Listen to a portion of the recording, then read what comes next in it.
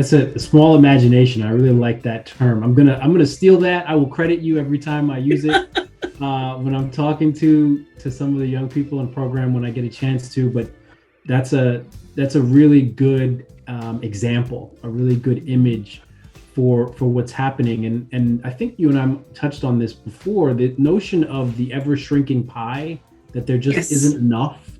That Right. there's less and less, so you would better not worry about the next person, but worry about yourself. That is so damaging. And I think there are a lot of really good examples of how it's been used against communities like ours, the communities of color. And hey, you're only going to get so much from the powerful's table, Right. And, mass is only got this much room.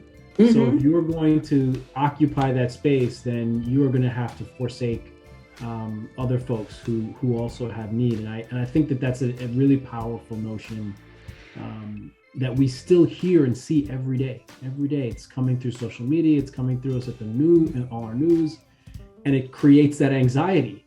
And it's very easy to slip in, well, you better stick with your own kind. You better get with your racial designation real quick, because things are getting heated out here and it's dangerous for all of us. And I think there's a purpose behind a lot of that. I like that. The master's table, like, take your crumbs, hoard them. Don't let anybody see how many you get. Don't even let them know how you got them.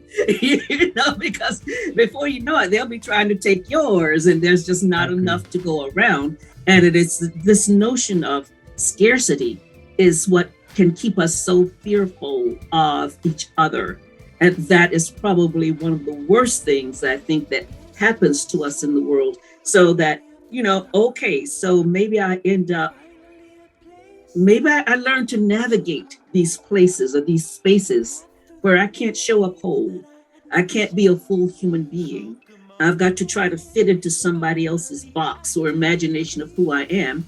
So maybe I end up at one of those historically elite schools. How do I leave there if I think I've got to survive by being that way? Once I leave, who do I leave as? And how will I show up in the world?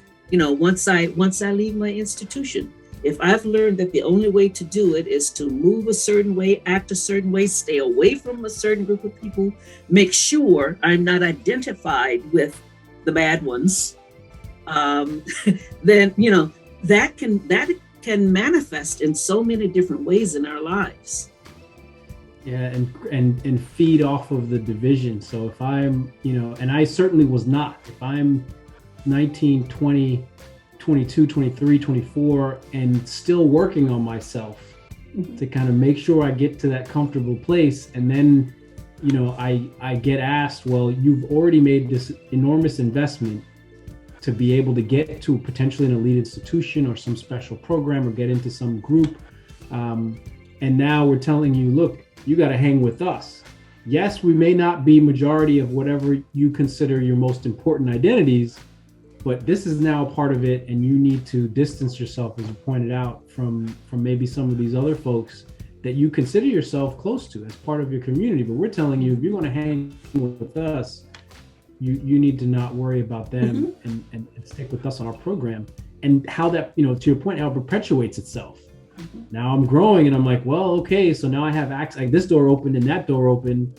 But if I try to start talking about how I'm connected to this community or to this struggle or to this history, they're like, we don't want any of that in here. So now I'm thinking, well, I don't want to be pushed out of the room. I don't want to not get this job. I don't want to not be in this network. And all of a sudden now, again, right, it just works on the fissures and the cracks in my own sense of self and identity.